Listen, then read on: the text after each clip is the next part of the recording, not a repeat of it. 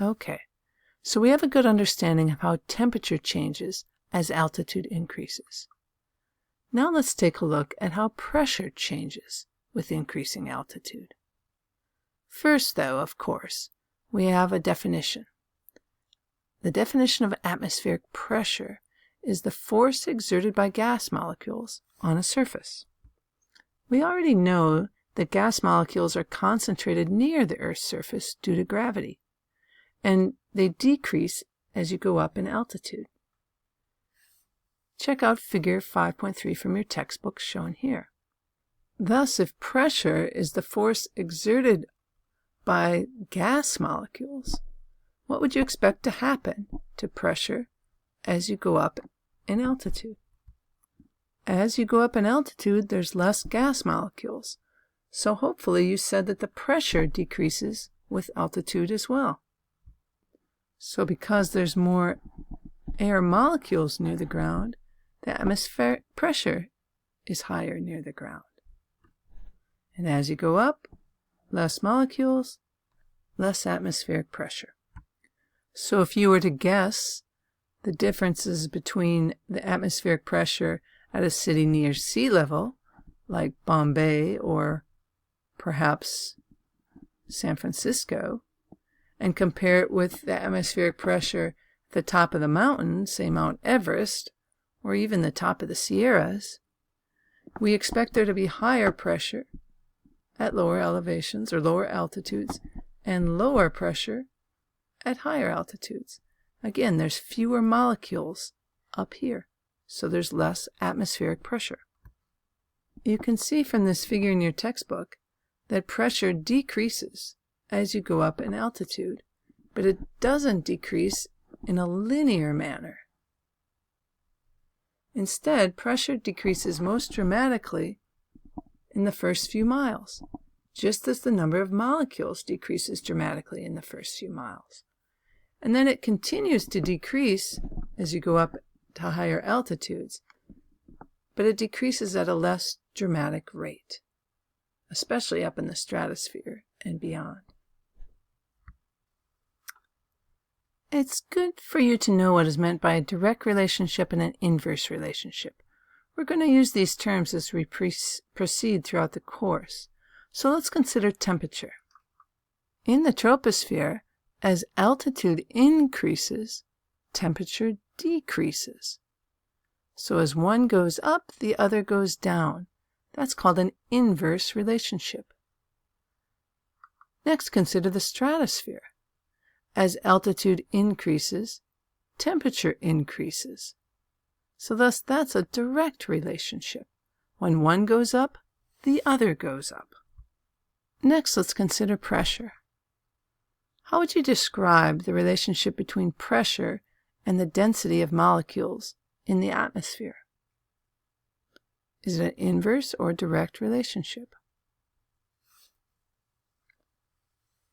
Hopefully you understand that pressure is directly related to the density of molecules in the atmosphere. That means as the density of molecules increases, the pressure increases.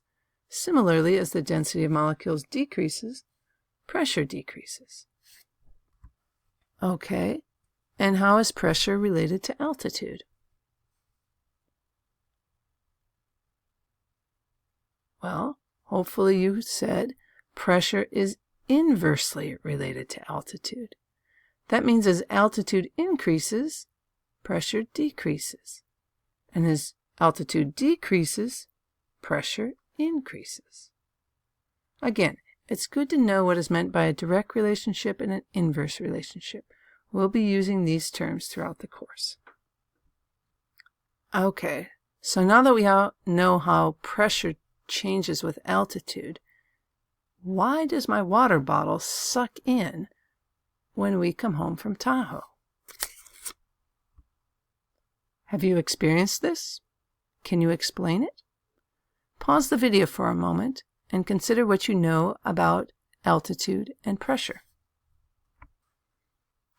All right, so you open a bottle of water and take a sip of it up high in the mountains. Then when you get home, it has collapsed inward. What's happening? Well, you opened the bottle at high elevation and it equilibrated to the low atmospheric pressure that exists at higher elevations. When you seal the bottle, the same atmospheric pressure exists outside the bottle and inside the bottle. Then you drove to a lower elevation, which has higher atmospheric pressure. There are more molecules pounding against the outside of the bottle at low elevation. The air inside the bottle is still at the low pressure that existed where it was sealed up in the mountains. Thus, the high pressure outside the bottle pushes the bottle inward. So really, the bottle doesn't really suck inward. Rather, the higher pressures outside the bottle are pushing it inward. Notably, the reverse would happen if you started at low elevation, where there's high pressure, and drove to high elevation, where there's low pressure. Your body would equilibrate at the high pressure.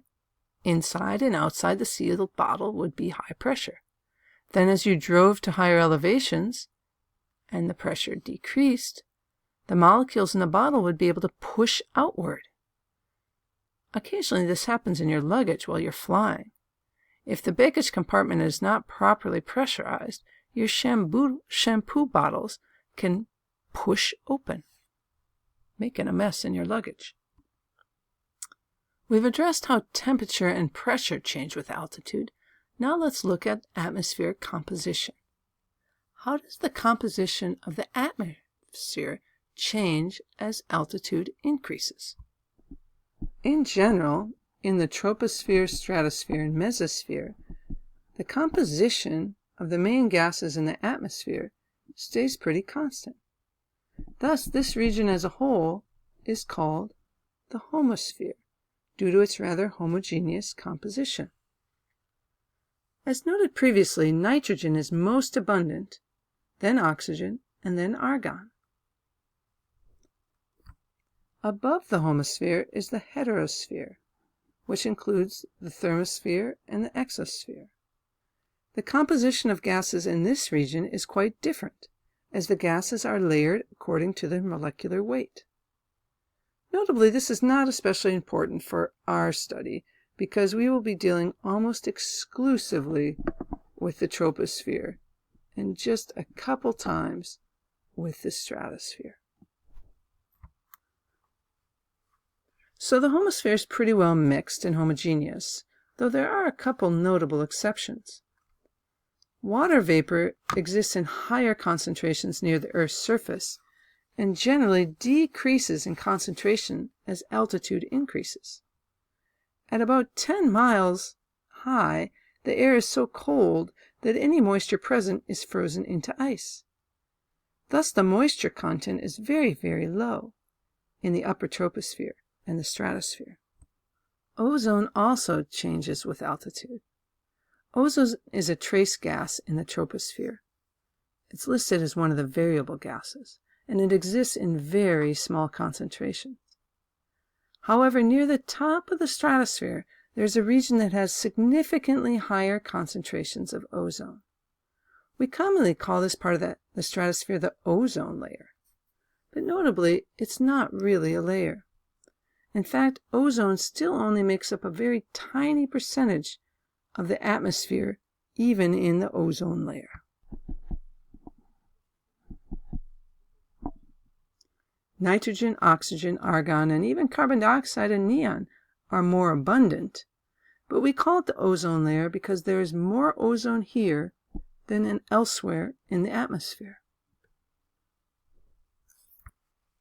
Our next video clip will deal with this ozone layer and its formation and destruction.